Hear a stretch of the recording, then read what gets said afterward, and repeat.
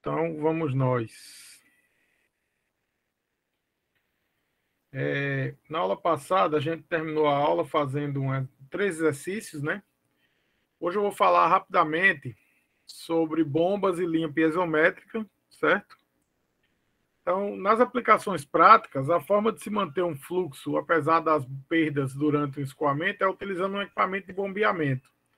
Na análise desses equipamentos, consideramos eles operando em regime permanente e adiabático, ou seja, os efeitos de transferência de calor ou energia interna para o fluido serão desprezados.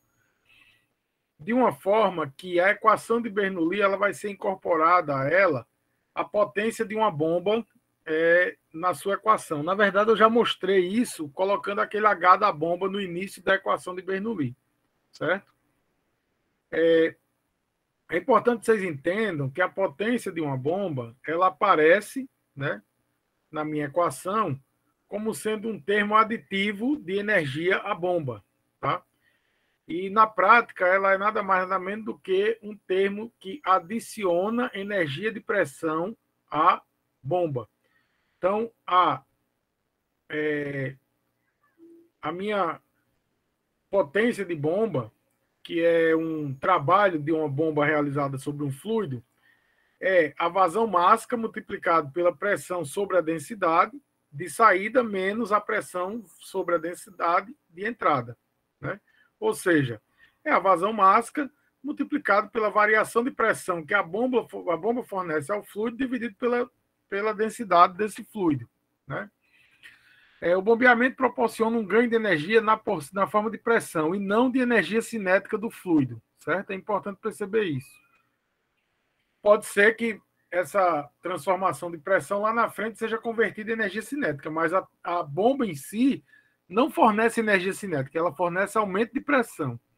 A eficiência de uma bomba pode ser definida como a razão entre a potência que o fluido recebe e a potência que a bomba recebe, geralmente de uma fonte elétrica para produzir esse efeito. Então, a eficiência da bomba é a potência que a bomba recebe, certo? A potência que a bomba fornece ao fluido sobre a potência que está entrando naquela bomba, né? Então, se eu gasto 10 kW de energia na bomba, mas efetivamente de pressão que a bomba fornece ao fluido é de 6 kW, então a eficiência dessa bomba é de apenas 60%, ok?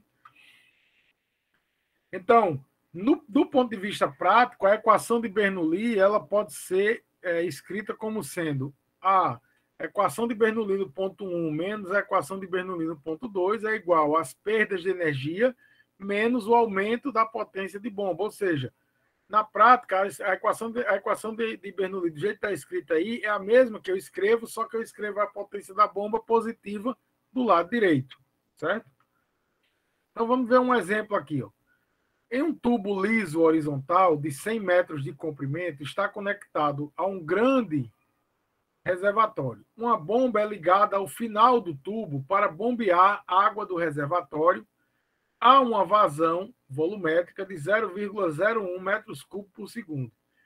Que pressão manométrica a bomba deve produzir para gerar essa vazão? O diâmetro interno do tubo é 75 milímetros.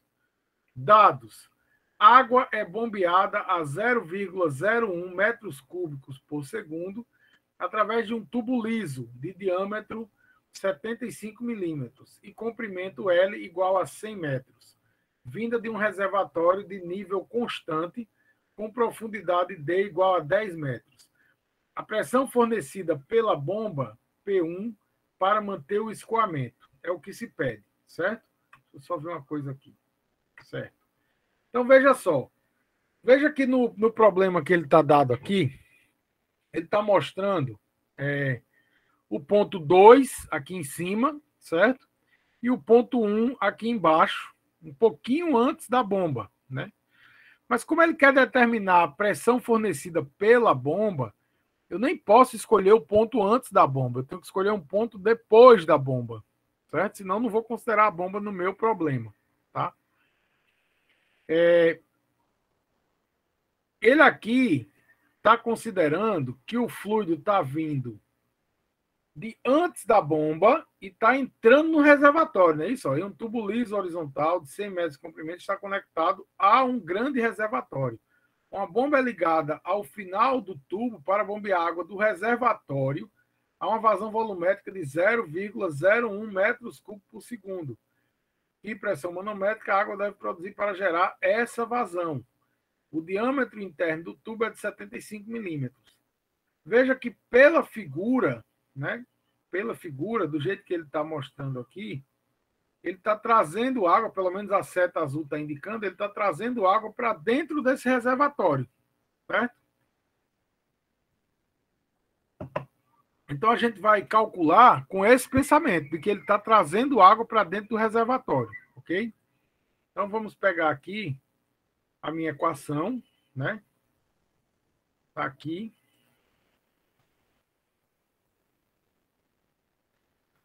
Então, problema 4.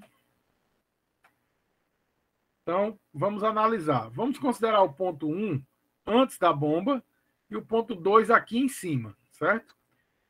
Vamos considerar, como ele não falou nada, que ele está trazendo água de um ponto onde eu não sei, onde a pressão é ambiente também, certo? Então, ponto 1, pressão ambiente, ponto 2, pressão ambiente. Então, ponto 1, pressão ambiente. Vou copiar essa mesma equação aqui embaixo para que a gente possa fazer os cortes. Ponto 1, pressão ambiente. Ponto 2, pressão ambiente. Certo? Aí, no ponto 2, como é um reservatório grande e ele diz que o nível é mantido constante, minha velocidade aqui é muito pequena, então eu vou dizer que é 0. Certo? Minha velocidade no ponto 1 eu não conheço ainda, mas eu posso determinar, porque ele me deu a vazão e o diâmetro. Então eu sei, eu vou calcular V1, mas V2 é 0. Certo? Também olhando o nível, eu vou dizer que o nível 1 é 0 e Z2 é igual a 10. Tá certo? Então nível 1 é 0 e Z2 é igual a 10. Não tem turbina no meu problema. Tá bom? Também vou olhar aqui na minha figura e vou dizer o seguinte. Eu tenho 100 metros de tubo com diâmetro de 75 milímetros, mas não tenho nenhuma perda localizada, porque ele não fala nem o K nem o LE sobre D dessa entrada aqui, certo? Então, do ponto de vista de perdas, eu não tenho perdas localizadas, porque eu não tenho nenhuma informação, mas tenho essa perda aqui de 100 metros de comprimento. Então, minha equação, já que eu quero determinar a perda da bomba, né? A potência da bomba, eu vou ter HB vai ser determinado por esta equação aqui, ó. Só que aqui o sinal é negativo, ok? Então, minha equação será dada por isso aqui. Veja, o Z eu tenho, é 10 metros, gravidade é 10, F eu preciso determinar, L é 100 metros, o diâmetro é dado, a velocidade eu preciso determinar pela vazão, né? A velocidade é a mesma aqui, né? Então, vou determinar logo a velocidade. Vou pegar aqui uma equação que eu tenho aqui em cima, que determina a velocidade, ela está aqui, certo?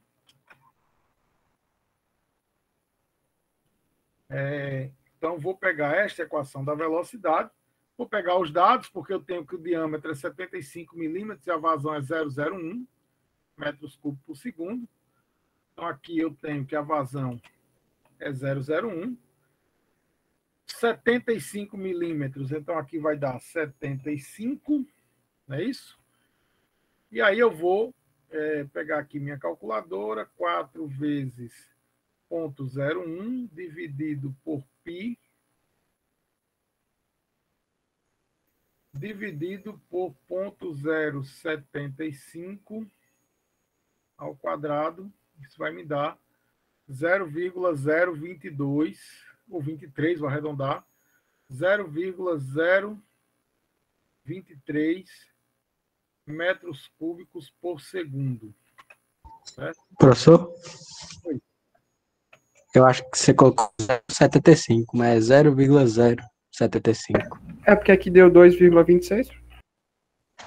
Então vamos ver aqui. Pode ser que eu tenha trocado. 4 vezes 0,01 dividido por π dividido por 0,075x ao quadrado. Pode ser isso mesmo. 2,26, tem razão. 2,26 metros por segundo, certo? Então, essa é a minha velocidade que eu vou jogar aqui. Veja que a única coisa que eu não sei ainda é o valor de F, não é isso? A única coisa que eu não sei é o valor de F. Para achar o valor de F, a gente já viu na aula passada que eu tenho que entrar no diagrama de Reynolds, não é isso? Para entrar no diagrama de Reynolds, eu preciso dos dados de rugosidade relativa e Reynolds, não é isso? Diagrama de Moody, desculpe, não diagrama de Reynolds. Então, eu preciso dessas 3 coluninhas aqui, ó. Tá? Então, eu vou entrar aqui com os dados de Reynolds, rugosidade relativa, para achar o fator de atrito. Para o diagrama de Reynolds, eu vou usar ρVd sobre μ. Rho da água é 1000, certo? A velocidade, 2,26. O diâmetro, 0,075. E o μ, 10 a menos 3. Né? Então, com esses dados, eu vou determinar aqui 2,26 vezes 0,075 vezes 1 milhão. Isso dá 169.500, certo? 169.500, que arredondando dá 1,7 vezes 10 à quinta, certo? A rugosidade relativa, veja que o problema traz uma novidade para a gente, que é o seguinte, um tubo liso horizontal, tá? Tubo liso tem rugosidade igual a 0, tá? Então, vou escrever aqui, ó, 0 sobre o diâmetro de 0,075 vai me dar uma rugosidade relativa de 0, tá bom? Isso aqui é tubo liso. Vou colocar a observação. Opa! Vou colocar a observação tubo liso, certo? Agora eu vou para o diagrama de Moody. Deixa eu abrir aqui uma outra. Eu tenho um diagrama de Moody mais interessante aqui, tá certo? Eu vou abrir. Tá aqui em cima para a gente olhar. Veja só. Não sei se vocês estão vendo aqui, está escrito Smooth Pipes, né? Em inglês, tubos lisos. A linha mais abaixo aqui é exatamente a linha que fala dos tubos lisos, é quando a rugosidade relativa é 0, certo? Então, para entrar nesse valor aqui, achar o F, eu vou lá no meu quadro e vou olhar o seguinte, vou pegar o valor de Reynolds, 1,7 vezes 10 à quinta, e vou nessa última linha, certo? Então, 1,7 vezes 10 à quinta, está aqui o 10 à quinta, aqui é o 2 vezes 10 à quinta, aqui é 1,5 vezes 10 à quinta, 1,7 vezes 10 à quinta está mais ou menos aqui, ó. Então, eu subo aqui em linha reta, vai dar mais ou menos exatamente onde está a setinha aqui do Smooth Pipes. Então, eu venho aqui, eu sigo essa linha azul, né? Então, vai dar, coincidentemente, mais ou menos onde está essa setinha, e aí eu venho na linha horizontal aqui, ó, vai dar 0,016 fator de atrito. Então, o fator de atrito nesse exercício vai dar 0,016. Agora eu vou trazer aquela equação lá de cima, tá certo? Para cá. Vou trazer ela para cá. E aí vou substituir os valores. G igual a 10, vezes o Z2 vai ser 10 também, né? O F, 0,016. O L, 100 metros. O D, 0,075. O V ao quadrado, o V é 2,26. Não é isso? E esse V aqui também eu vou apagar tudo para poder escrever corretamente aqui. 2,26 ao quadrado. Certo? Ok? Então, aqui eu tenho agora basta eu desenvolver aqui minha calculadora, né? Eu vou ter 100 mais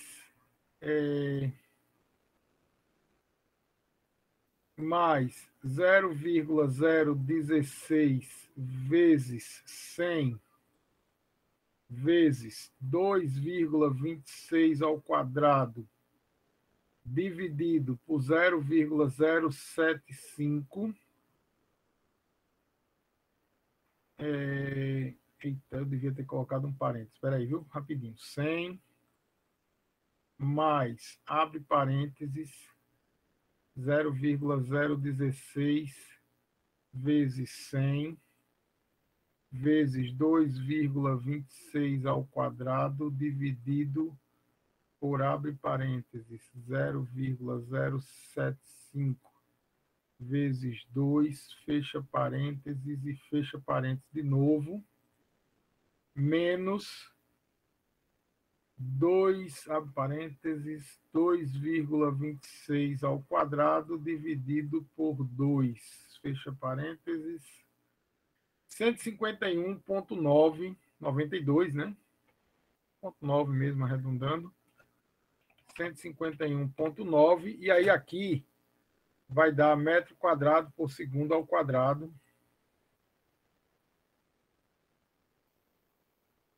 Metro quadrado por segundo ao quadrado. Certo? Lembrando que se eu quiser obter o resultado disso aqui em quilowatts, né? Como é que eu devo proceder? Eu tenho que multiplicar por ρQ, né? Então, se eu quiser esse resultado em quilowatts, eu vou aqui escrever, né? Isso aqui em quilowatts. Eu vou multiplicar isso aqui por ρQ vezes 1000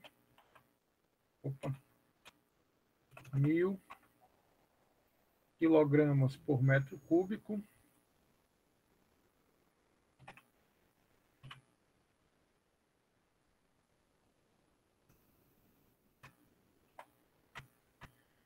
vezes a vazão, que é de 0,01 metros cúbicos por segundo, né? O problema deu isso. Certo? Ou seja, sim, tem que dividir por 1000, né? Isso tudo dividido por 1000, tá certo? Vou colocar aqui, dividido por 1000.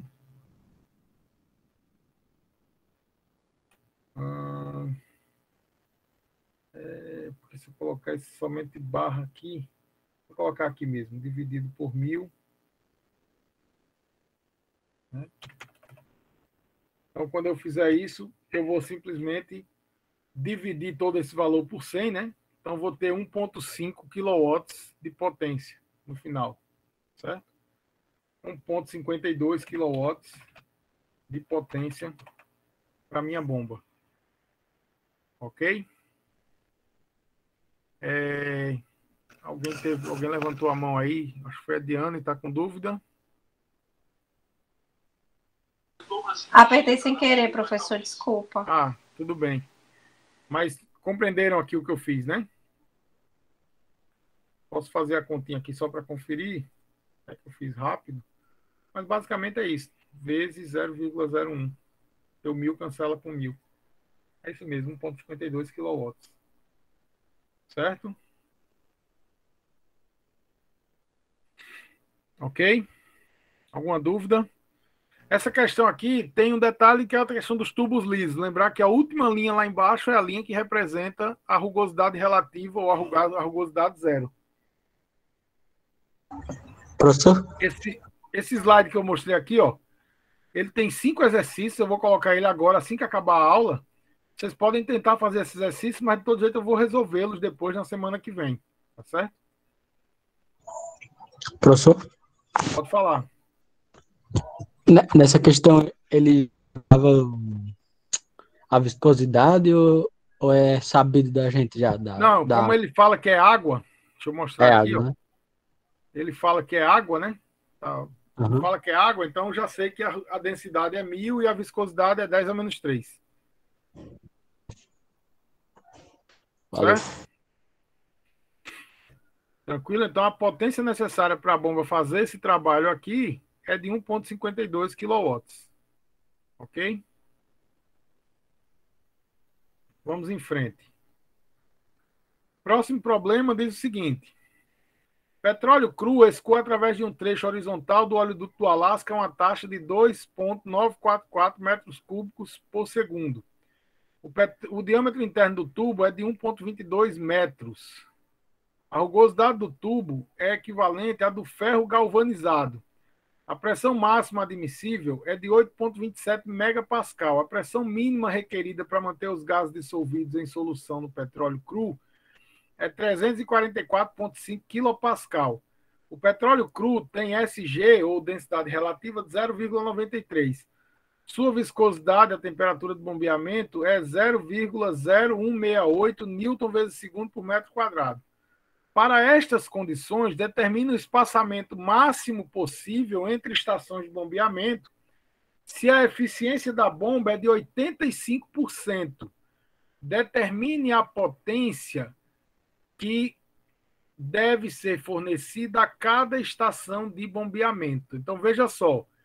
Primeiro, ele quer saber qual é a distância máxima entre duas estações de bombeamento. Professor, como é que eu vou saber a distância máxima? Ele disse que a máxima pressão admissível é de 8,27 megapascal. Então, a pressão 1, que é a pressão imediatamente depois de uma bomba, é essa, 8,27 megapascal. E a pressão 2, que é a pressão mínima necessária para que ele não forme gases, é de 344,5 quilopascal. Certo? Então, você vai resolver o problema da diferença de pressão com esses limites, P1 e P2. Tá certo? E essa diferença de pressão vai corresponder à potência da bomba depois, para você saber qual seria a eficiência da bomba. Deixa eu só voltar um pouquinho aqui, ó. Olha aqui o que diz o problema. Ó, ΔH da bomba seria a variação de pressão que a bomba pode fornecer sobre ρ. Então você vai resolver o problema usando aquela equação completa, sem bomba, e usando o ΔP, certo? E calcula o L. Esse é o espaçamento máximo. Depois você vai pegar esse ΔP e dizer que isso é o valor da bomba, certo? Esse valor da bomba, você vai pegar a eficiência, que é de 85%, e achar qual seria a potência real da bomba. É assim que você resolve esse tipo de problema. Então, a letra A pede primeiro o espaçamento máximo, com as informações que você tem. Está aqui a figurinha. Ó. Você tem a potência que sai da bomba, a potência máxima, a potência mínima para não formar gases, a vazão, tá certo? Aí dá a densidade relativa, a viscosidade, dá o diâmetro do tubo, diz que é a rugosidade de um ferro galvanizado. Então, vamos lá pegar o problema e trazer para as informações que eu tenho. Olha só, eu tenho a minha equação. Então, problema 5.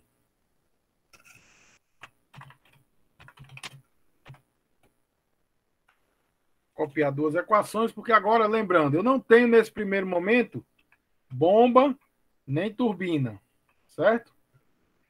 Eu tenho P1, tenho P1, tenho P2, tenho P2. O diâmetro muda? Se o diâmetro não muda, as velocidades não mudam, porque a vazão é velocidade vezes área. Ora, a vazão é constante e a área também não muda, então a velocidade é constante. Então, V1 é igual a V2. Ele também diz que o tubo é horizontal. Se é horizontal, Z1 é igual a Z2. Então, Z1 é igual a Z2. Certo? Lendo o problema, vocês viram alguma perda localizada? Alguma válvula, joelho, T, bifurcação, expansão, contração, alguma coisa assim? claramente o problema não fala em nenhuma perda localizada. Então, só tem perda por comprimento. Lembrando que na minha equação, o primeiro termo se refere ao comprimento e os outros dois termos se referem a perdas localizadas. Então, esses dois termos somem, certo? E aí, no lugar de escrever P1 menos P2, né, eu fico apenas com essa equação aqui, ó, certo? Onde P1 eu tenho e P2 eu tenho. Eu não vou escrever P1 menos P2, eu vou escrever delta P. E na hora de colocar os dados, aí eu coloco um menos o outro, tá certo? Então aqui, ó, no lugar de P1 menos P2, eu vou escrever delta P, tá bom?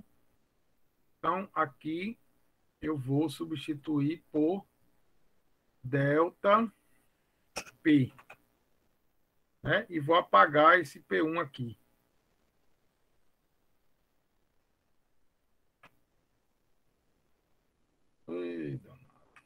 Delta P. Delta P sobre ρ é igual a FL D sobre V ao quadrado sobre 2, certo? Vejam que aqui eu posso fazer o quê? Calcular a velocidade a partir da vazão. Mas eu vou fazer uma mudança que depois vai se tornar bastante comum, que é o seguinte, eu sei, né? Eu sei que velocidade, cadê? Eu tenho essa equação aqui, ó. Eu sei que velocidade, né? Aqui, ó. Velocidade é 4Q πd ao quadrado, certo? Mas a partir disso aqui, eu também sei que velocidade ao quadrado, deixa eu puxar aqui. Quero fazer isso porque isso vai aparecer muito nas nossas vidas de hoje em diante. Então, quero fazer logo aqui para vocês já irem se acostumando. Eu também sei que velocidade ao quadrado sobre 2, tá certo? Porque, tá vendo? Aparece aqui, ó, velocidade ao quadrado sobre 2. Se velocidade é 4Q sobre πd ao quadrado, velocidade ao quadrado vai ser 16 Q ao quadrado. Deixa eu inserir aqui. Né? Velocidade vai ser 16Q ao quadrado sobre π ao quadrado d à quarta, tá? Só que se eu dividir por 2, então esse 16 aqui vira 8, certo? Ou seja, fiz alguma coisa que mata alguém do coração aí? Não, né? V é 4Q sobre πd ao quadrado, então V ao quadrado sobre 2 é 8Q ao quadrado sobre π ao quadrado d à quarta, certo? Tranquilo para vocês? Todo mundo aí em paz, né? O que é que eu quero com isso? Eu quero escrever que, se isso é verdade, né? Eu quero escrever agora que, ó, delta P sobre ρ vai ser F, L sobre D, e aí no lugar de V ao quadrado sobre 2, eu quero trazer esse termo para cá, ó. 8Q ao quadrado, certo? De forma que eu vou ficar com 8LQ ao quadrado, π ao quadrado D à quinta, esse L sobre D sai daqui, e aí eu trago, inclusive, eu posso trazer, no caso, né, esse ρ para cá, ó.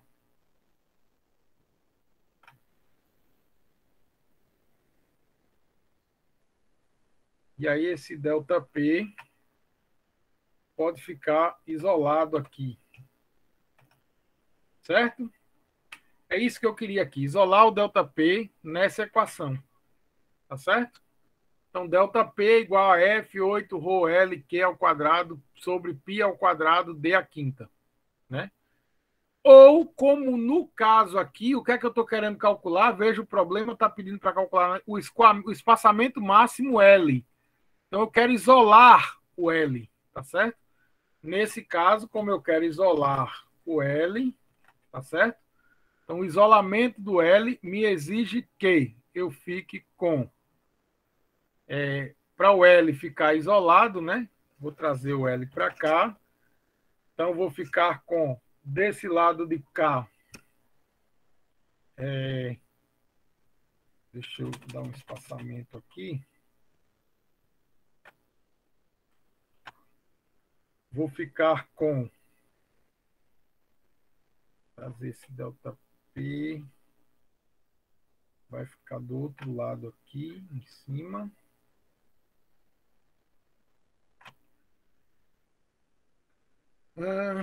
Então, vamos lá. O L vai ficar...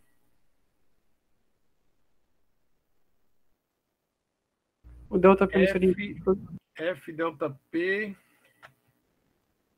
Espera aí, rapidinho.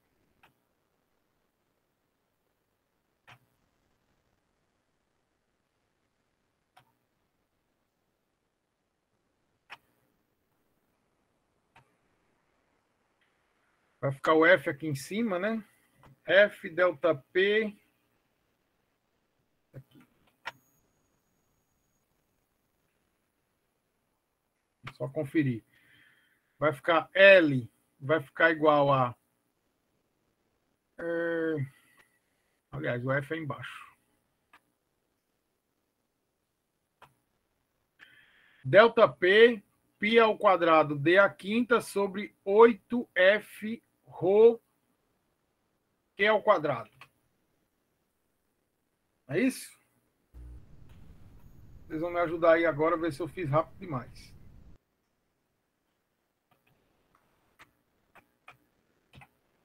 Vamos lá. Eu quero isolar o L. Então, em cima vai ficar delta P, π ao quadrado d à quinta. Embaixo vai ficar 8F ρ e Q ao quadrado. Correto? Correto. Fiz certinho aí, né? Correto. Pronto. Agora que eu fiz isso, vamos conferir se eu tenho essas informações. Delta P eu tenho porque eu tenho as duas pressões. π eu conheço, o diâmetro é dado, 8 é o número, F eu ainda vou determinar, ρ eu conheço e Q eu conheço. Então eu só preciso determinar F agora, certo? Para determinar F, né? Aí eu vou precisar... Oi? Esse caso é antes da bomba, Antes da bomba? Como assim, Samuel? Porque você anulou a bomba. Anulou a bomba. Com a gás, hein? Eu tô tentando entender o que é que você está perguntando primeiro.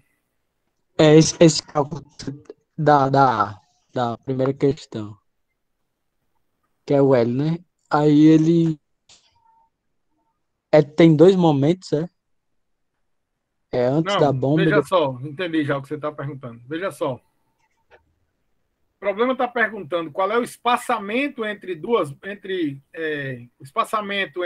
estações de bombeamento, certo? E depois ele quer saber qual é a potência necessária em cada estação de bombeamento, certo? Veja só, ele deu as informações e veja o que está acontecendo aqui. Ele diz que a pressão máxima admissível é de 8,27 megapascal. Essa é a potência, essa é a pressão máxima que sai da bomba. Se passar disso, o tubo estoura. Certo? Aí ele diz também que se a pressão cair abaixo de 344,5, o petróleo, ele gaseifica. Então, forma gás e aí também vai ser danoso para o tubo. Certo? Então, eu estou pegando, nesse primeiro momento, para saber o espaçamento entre duas estações de bombeamento, eu estou pegando a pressão máxima que sai de uma bomba e a pressão mínima que o petróleo pode ficar dentro de um tubo para determinar a distância máxima entre duas bombas. Então, não tem uma bomba entre esses dois momentos. Eu estou pegando exatamente o limiar entre a saída de uma bomba e a chegada até outra. Entendi. Aí, essa distância aí eu vou determinar. Essa mesma diferença de pressão é a potência que uma bomba tem que emitir para um fluido para que ele não perca as condições de fluidização, ou seja, de escoamento. Entendeu? Eu vou usar essa mesma diferença de pressão depois para achar a potência necessária para a bomba poder operar. Certo? Entendi. Aí é outra equação bem mais simples depois. Ok? Todo mundo entendeu essa dúvida? A dúvida de Samuel é bem pertinente, porque é uma questão de conceito do que você está vendo no problema. Compreenderam isso aí, né? Bom, uma vez visto isso aí, vamos agora determinar como é que eu acho o valor de F. Né? Para achar o valor de F, eu vou usar o mesmo conceito que eu já usei anteriormente. Vou usar o conceito, né, de Reynolds e rugosidade relativa. Tá? Opa. Então, vamos copiar aqui. Aí, olha só. Lembrando que, nesse caso, como eu estou trabalhando com vazão, Rho VD sobre Mi, tá certo? Eu vou fazer o seguinte. Vou escrever o número de Reynolds como função da vazão. E aí, o número de Reynolds como função da vazão será 4 Rho Q, 4 Rho Q, sobre π de Mi. De onde vem isso? Eu substituo a velocidade pela relação com a área, certo? Vazão e área. Então, isso vai me dar 4 Rho Q sobre π de Mi. Ok? Então, pegando os dados lá no problema, 4 vezes Rho. Aí o Rho do petróleo eu tenho que pegar lá. Se o SG é 0,93, multiplicado pela densidade da água, que é 1.000, vai me dar 930. Né? A vazão, o problema também me disse qual é a vazão. A vazão daqui é 2,944. 2,944. O π, todo mundo sabe qual é o valor de π, né? Vezes o diâmetro do problema é... Cadê, meu Deus? 1,22, diâmetro interno. Eu não sei se vocês lembram, a gente fez um problema na aula passada, né? O diâmetro era esse também. Isso é o diâmetro real dos tubos de petróleo, de óleo cru, no Alasca, viu? E a viscosidade 0,0168. Também é uma viscosidade, o óleo crudo lá é bem viscoso. 0,0168. Tá? Calculando esse número de Reynolds, né? Então você tem 4 vezes 930 vezes 2,944 dividido por, abre parênteses, π vezes 1,22 vezes 0,0168, fecha parênteses. E aí você iguala aqui, você vai ter, olha, 170.083 é o número de Reynolds. 170.083. Isso vai dar 1,7 vezes 10 à quinta, né? Aproximadamente. Rugosidade relativa. Ele fala no problema que o material é ferro galvanizado, né? Se você voltar nesse mesmo slide aqui, você vai ter uma tabelinha que a gente já viu aqui atrás. Ferro galvanizado, tá aqui, ó, 0,15 milímetros, né? 0,15 milímetros. Então, eu vou para o meu exercício, 0,15 milímetros. Veja que é um material com uma rugosidade relativamente alta, certo? E o diâmetro, como a gente já viu que é 1,22 metros, vai me dar 1.220 milímetros, né? Então, isso me dá uma rugosidade relativa 0,15 dividido por 1.220 milímetros. 1,23 vezes 10 a menos 4, ou 0,000123. Né? Esse é o valor da rugosidade relativa. Ok? Com essas duas informações, eu vou no diagrama de Moody, tá aqui. Então, veja só. Esse aqui está melhor de vocês visualizarem, né? Então, 0,0000123. Veja que não tem a curva do 0,00012. Então, ela é um pouquinho acima desta curva aqui, tá certo? Eu vou só tentar marcar aqui, ó. Um pouquinho acima desta curva. Então, vou imaginar uma curva azul, um pouquinho acima dessa aqui. Vou fazer uma curva fazendo esse mesmo formato dela aqui. 1,7 vezes 10 à quinta estaria algo mais ou menos aqui assim, tá certo? Então, eu vou subir verticalmente até mais ou menos encontrar com uma curva imaginária que estaria um pouquinho aqui acima, né? Então, veja que estaria algo mais ou menos aqui, ó. Tá certo? Deixa eu tentar fazer um desenho que estaria mais ou menos aqui assim, né? Nessa região, tá certo? Então, eu venho agora na horizontal, nessa direção aqui, e vou ficar mais ou menos, aqui é 0015, 0016, ficaria algo em torno de 0,017, tá bom? Eu não sei se, deixa eu só verificar aqui, se na resolução desse exercício, exatamente, a professora Camila já, inclusive, colocou aqui, ó, mais ou menos 0,017, tá certo? Só para corroborar o que a gente calculou. Então, 0,017 é o valor do fator de atrito, né? Vejam que, durante a prova, vocês podem chegar próximo, pode dar 0,018, 0,016, né? 0,0165. O que eu não posso admitir é 0,025, 0,02, vai estar muito errado. Então, realmente é um erro grave. Mas próximo, a gente vai estar mais ou menos próximo, vai considerar, né? Então, F igual a 0,017, certo? Então, com esse valor, eu vou agora trazer esses dados para cá e substituir, né? Delta P. Aí agora eu vou colocar aqui, inclusive, um parêntese. Por quê? Porque eu tenho, na verdade, uma diferença, né? O problema tem 8,27 megapascal. Então, aqui já começa com 8.270.000.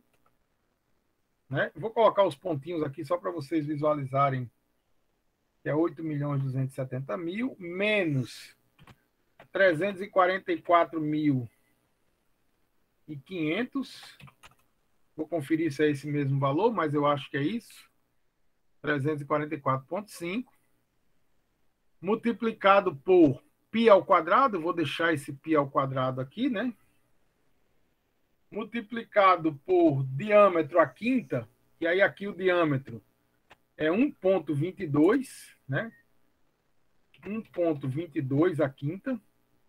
8 vezes F, 0,017, vezes ρ, 930. Como é?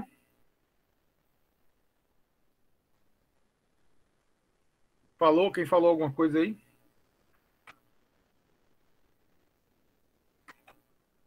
E aí a vazão 2,944.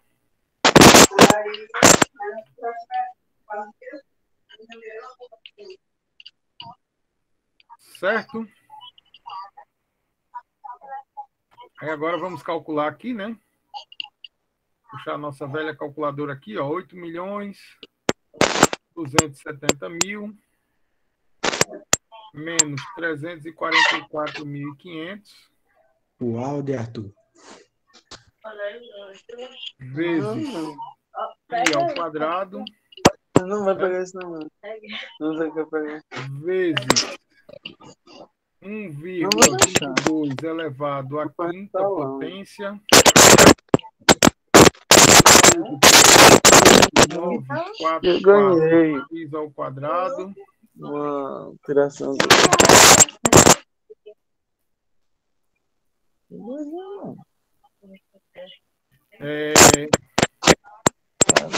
Dividido por 930, dividido por 0,017, dividido por 8.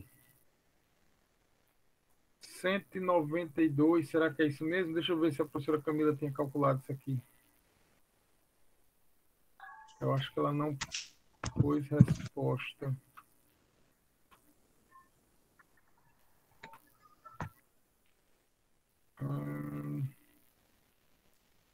Ela não pôs a resposta.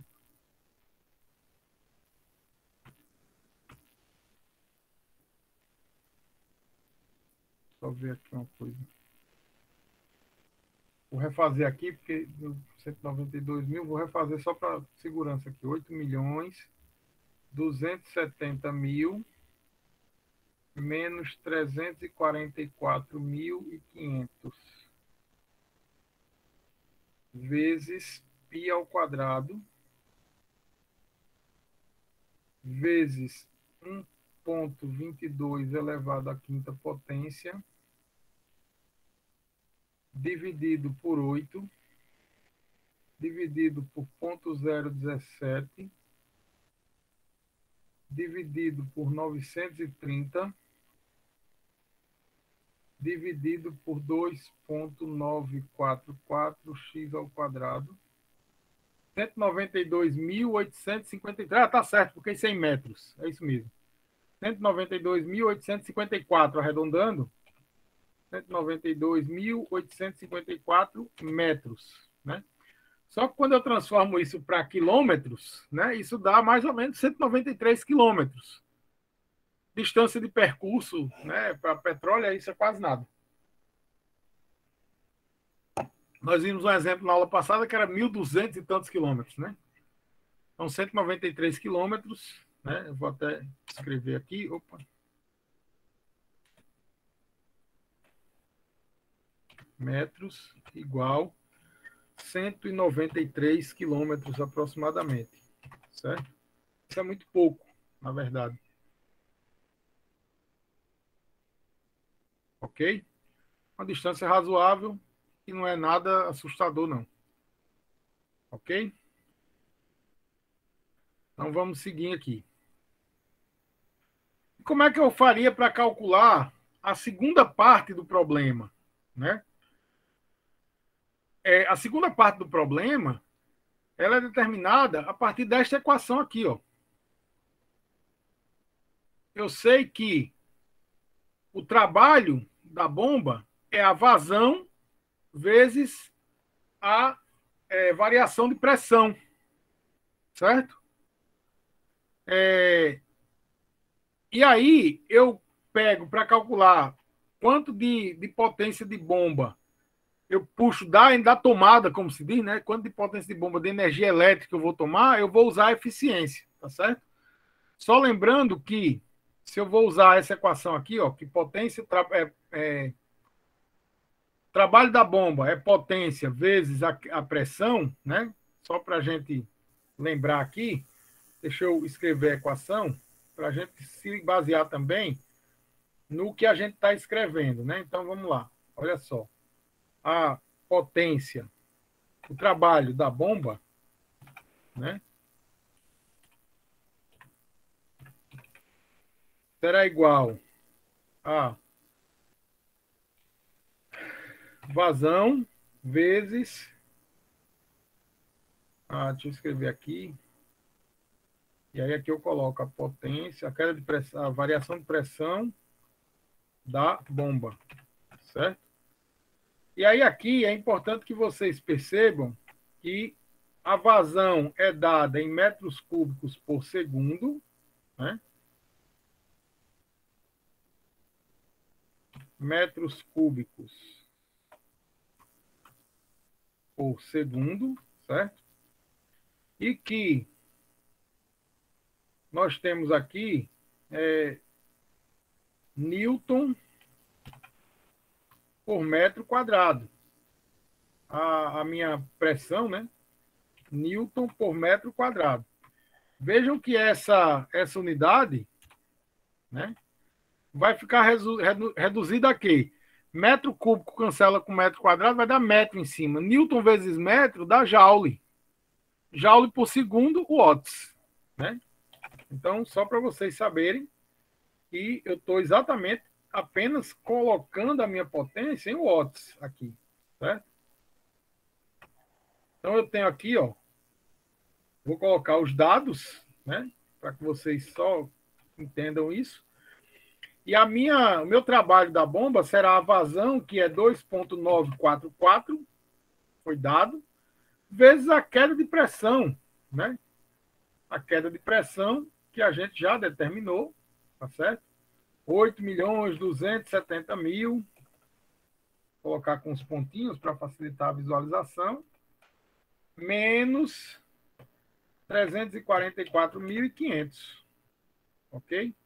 Eu vou dividir por 1.000 para a gente visualizar isso em quilowatts, tá certo?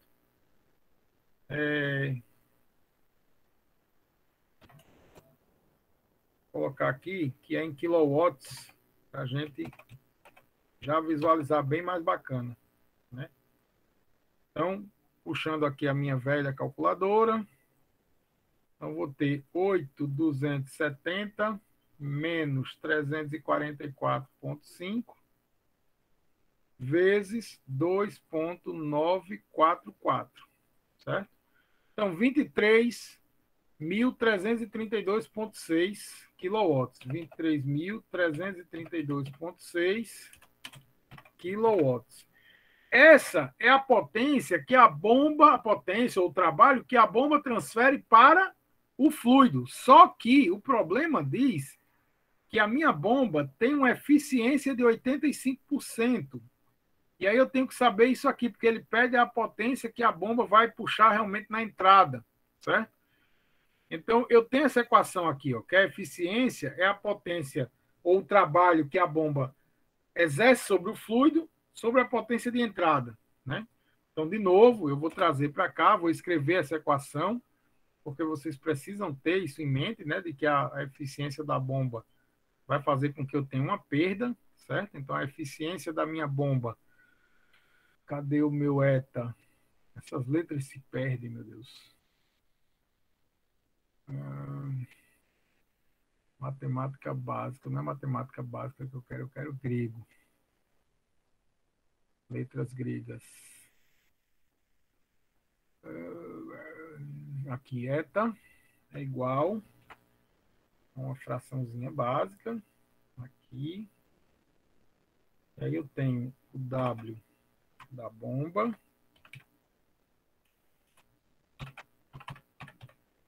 sobre o W da entrada.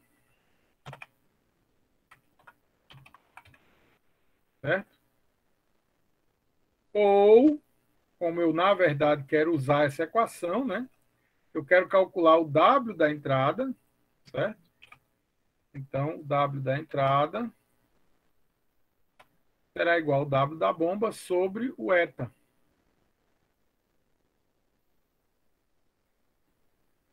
Então, daqui, aí agora eu vou partir para a aplicação dos valores, né? 23.332,6 dividido por 0,85, que é a minha eficiência. Então, com essa informação, eu venho para a minha calculadora, dividido por 0,85, e eu vou chegar a 27.450 watts, ou quilowatts, né? 27.450 quilowatts.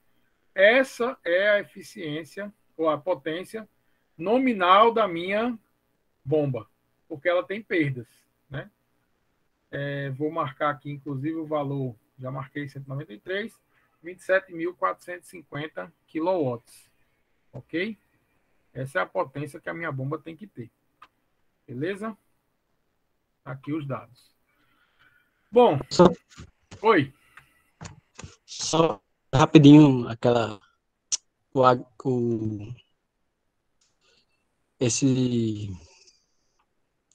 a potência da bomba, essa fórmula Q vezes ΔP. Sim, o que é que tem? Só explica rapidinho de onde veio, né? Ah, tá. É que, na Daquela verdade, forma anterior. a a queda de pressão, né, de uma bomba, a queda de pressão de um fluido, ela é diretamente proporcional à potência que uma bomba joga num fluido dividido por sua vazão. Né? O ajuste da vazão é somente para ajustar a questão da unidade. Mas o que é que a potência de uma bomba faz? O que é que a bomba faz? Ela joga sobre o fluido energia de pressão. Né? É a forma como a bomba atua sobre o fluido. Ela nem dá energia cinética, nem dá energia potencial. Ela dá energia de pressão. A vazão é só um ajuste de unidades. Porque como a bomba, a unidade da bomba é dada em watts, eu preciso dividir essa potência em watts por vazão, que é metro cúbico por segundo, para resultar em pressão, que é newton por metro quadrado. É só um ajuste dimensional só. Tá? Mas a bomba em si, fisicamente, ela dá energia na forma de pressão. Isso aí é físico. Ok? Aí você faz esse ajuste aqui, ó, dimensional. Ok? Então vamos em frente. Bom, e o que é linha de energia ou linha piezométrica, né? Basicamente, você tem na equação de Bernoulli o que é que representa cada um dos termos. P sobre ρ ou P sobre ρg é a altura de carga devido à pressão estática local, que é a chamada energia de pressão. Então, se eu exerço pressão sobre um fluido, ele é capaz de ficar a uma certa altura. Lembra aqueles filmes antigos, quando o cara perfurava petróleo, que o petróleo jorrava? Aquilo acontecia com petróleo, com água, desde que ele estivesse sob pressão lá no subsolo. Certo?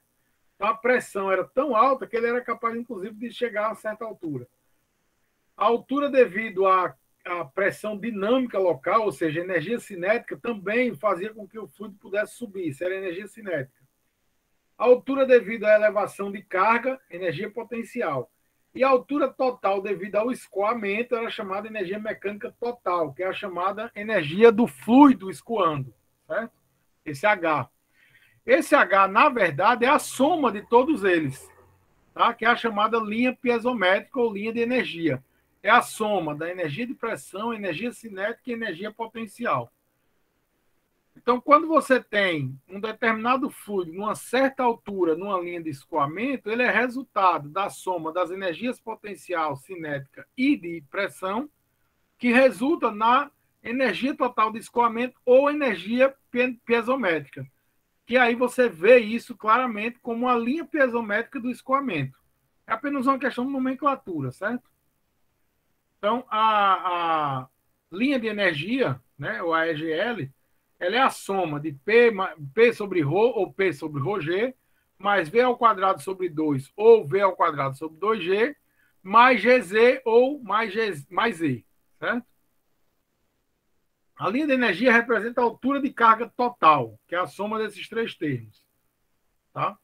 E na prática, ela representa também o quanto a bomba está fornecendo para o fluido ou o quanto de energia uma turbina pode retirar desse fluido se ele estiver escoando.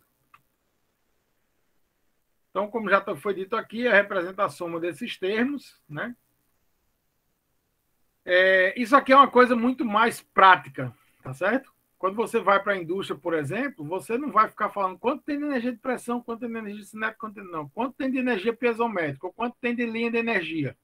Então, você vai conversar com as pessoas lá na indústria, qual a linha de energia desse fluido? É o somatório. Ninguém quer saber quanto tem, por exemplo, ninguém quer saber, fazendo uma comparação, ninguém quer saber quanto tem na conta de cada uma das pessoas daquela empresa. Quer saber o total que a empresa tem. Certo? É mais ou menos isso. Tá?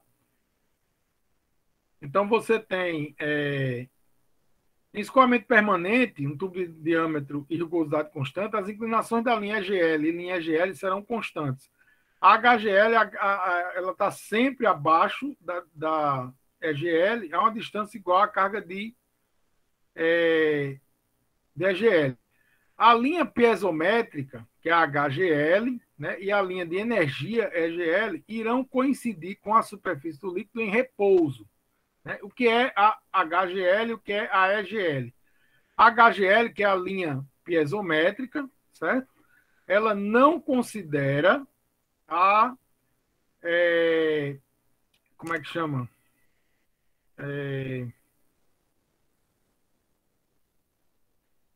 A energia de escoamento, certo? Ou seja, a energia cinética, tá? Então, se o fluido estiver em repouso, obviamente não tem energia cinética. Então, a diferença entre elas é a EGL leva em conta também a energia cinética e a HGL não leva a energia cinética. Se o fluido estiver em repouso, elas vão ser iguais, tá? EGL, linha de energia. HGL, linha piezométrica, certo? Piezométrica não leva em conta a energia cinética. Então, aqui é só uma demonstração da linha, por exemplo, aqui, ó, nessa primeira figura, né? Você tem aqui, ó. Lembra do tubo de Pitot e estática que a gente viu lá na segunda unidade? Ó, aqui você tem uma linha que mede HGL e a linha EGL. Essa segunda aqui mede EGL, essa primeira mede HGL.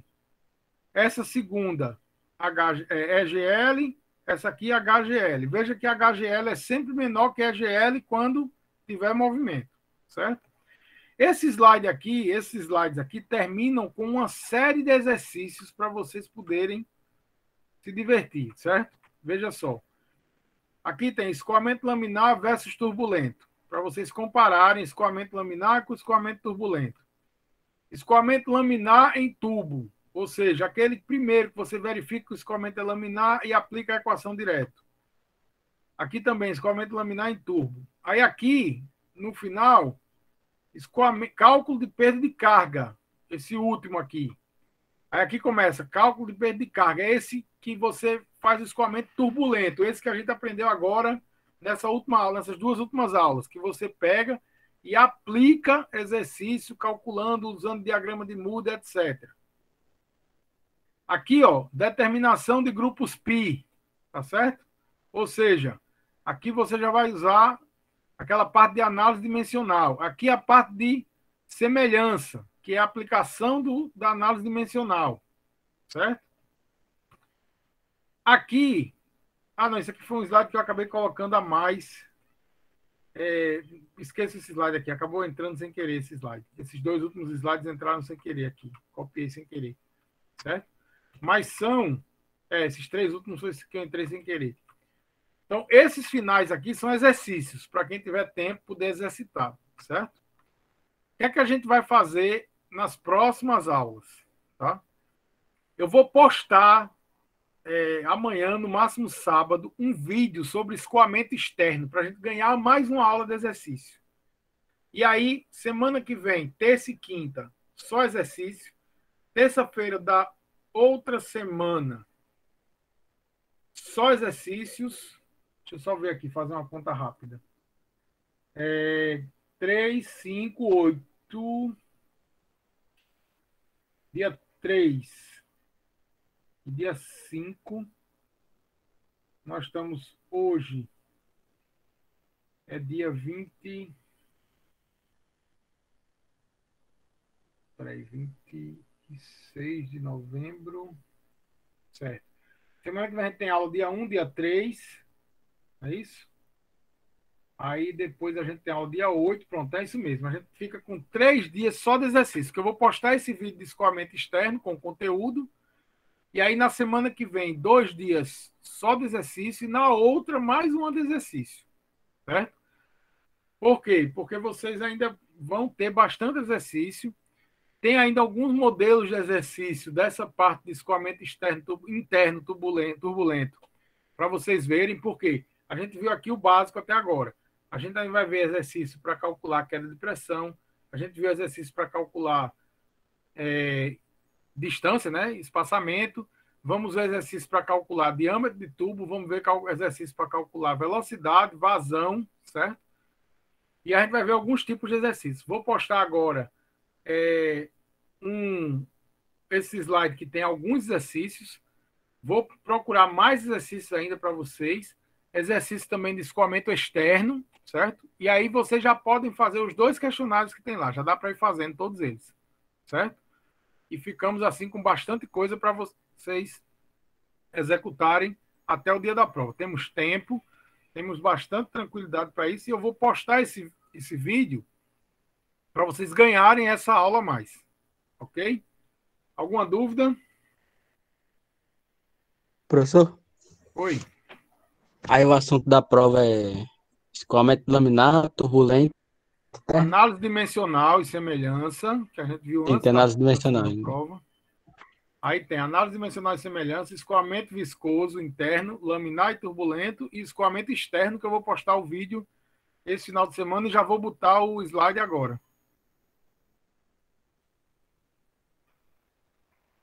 Certo? Mais alguma dúvida? Não tendo, então eu agradeço a vocês e desejo um bom final de semana para todo mundo. Valeu, professor. Bom final de semana. Para vocês também. Valeu, professor.